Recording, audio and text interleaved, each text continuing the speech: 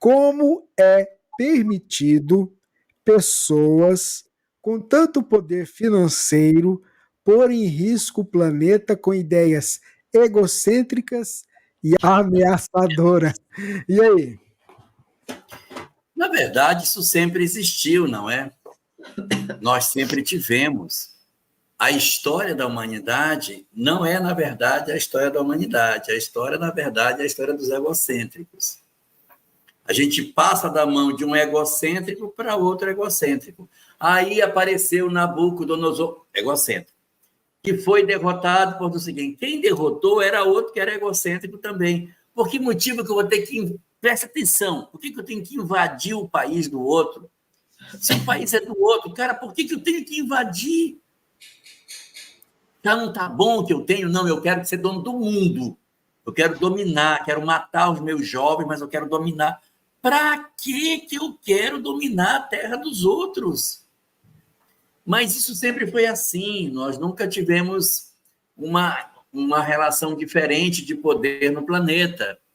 Então, a gente não tem a história da humanidade, temos a história dos egocêntricos.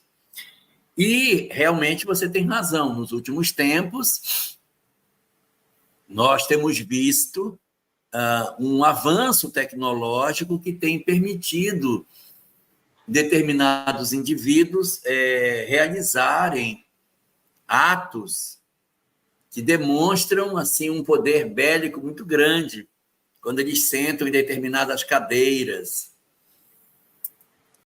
Mas isso já é velho, tá? Desde a época da Segunda Guerra Mundial, a gente já tinha poder de fogo para destruir a humanidade. Isso não é novo. E isso existe, muitas vezes, para que nós aprendamos a limitar as nossas ambições, porque os especialistas falam que a bomba atômica existe para não ser usada.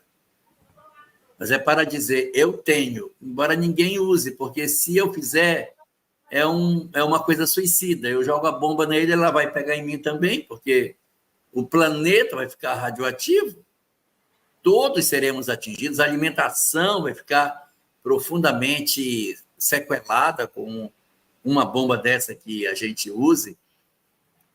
Vocês são muito jovens, vocês não sabem disso, mas teve um período, não foi uma bomba, foi o mal da vaca louca, que o pessoal alimentava a vaca com uma alimentação que era animal e as vacas tinham problema. Nós tivemos o período das vacas de Chernobyl, lá que o leite delas ficou contaminado.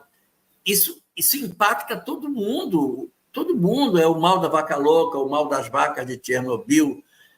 Então, é um tipo de recurso que existe para não ser usado. Então, é mais para a intimidação do inimigo, para dizer assim, se eu tenho isso, eu tenho outras armas também.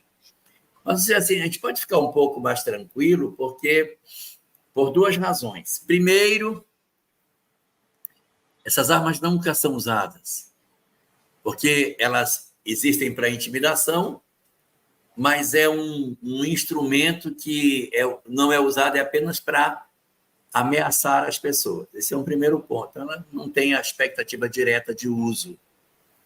E o segundo ponto é que nós temos um governador planetário. E na medida em que essas coisas elas se desenhem, ações espirituais acontecerão para inibir esse fenômeno. Eu sugiro a leitura da pergunta, acho que é a pergunta número 5, do livro Entender Conversando. Acho que é ela. Uma pergunta onde Emmanuel comenta sobre a possibilidade de que o planeta seja destruído por bombas atômicas. Depois eu vou dar uma conferida se é essa pergunta mesmo. E aí ele diz que não há essa perspectiva, não pertencemos ao grupo daqueles que acreditam. Deve ter alguém que acredita. Não pertencemos ao grupo daqueles que acreditam que a humanidade será destruída por uma ação atômica, né? mas existe o que? Um governo planetário para isso. Agora, se tudo falhar, se tudo destruir, se uma bomba atômica acontecer, rachar a Terra no meio, a vida se destruir, nem assim nós deixamos de existir. Porque por sermos espíritos imortais, nós somos indestrutíveis. E a gente vai recomeçar o nosso trabalho de aprimoramento em outro lugar, sem que haja descontinuidade no nosso processo de aprendizagem. Eu queria só fazer uma ressalva enquanto à questão do poder financeiro. Todos nós, de certa maneira, estamos ajudando um pouco a destruir o mundo. Cada vez que nós emitimos uma emoção negativa, uma sensação de ódio, montamos uma vingança, criticamos, caluniamos alguém, nós estamos destruindo o mundo também. Nós estamos fazendo com que o nosso planeta vibre numa sintonia bem mais baixa do que deveria vibrar. Estamos atraindo entidades negativas, estamos ferindo pessoas, nos comprometendo e prejudicando a humanidade. Muitas vezes, eu quero dar um exemplo, Santos Dumont. Santos Dumont, ele inventou um avião. Santos Dumont é responsável pelas mortes que usaram aviões, pelos aviões que levaram bombas para as guerras? Não. Então, nós não podemos falar que uma pessoa tem um poder que pode destruir o mundo. Nós temos hoje tecnologias maravilhosas. Temos laboratórios maravilhosos com condições de criar remédios maravilhosos, né? Mas um laboratório pode fazer, sim, com que várias pessoas morram se ele constrói um remédio impressionante para o mundo e cobra fortunas desnecessárias por aquele remédio. Entendeu? Mas existem outros que não, que podem usar toda aquela riqueza para o bem, né?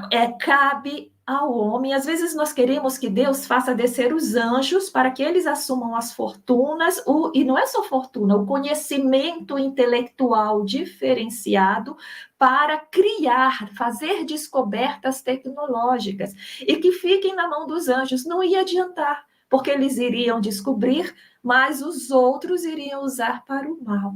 Então, acho que o questionamento que fica é como nós estamos utilizando as tecnologias que essas fortunas estão criando no nosso dia a dia. Porque o computador é maravilhoso, a internet era maravilhosa, mas também ela é uma arma que mata. Nas nossas mãos que não temos poder nem fortuna nenhuma. Então, acho que o questionamento é para dentro. Eu tenho meu celular de última geração, eu tenho meu carro elétrico, meu carro que voa, eu tenho todas as tecnologias. O que eu estou fazendo com isso? Eu estou produzindo o bem com isso? Eu acho que é o que fica para nós, para o nosso crescimento.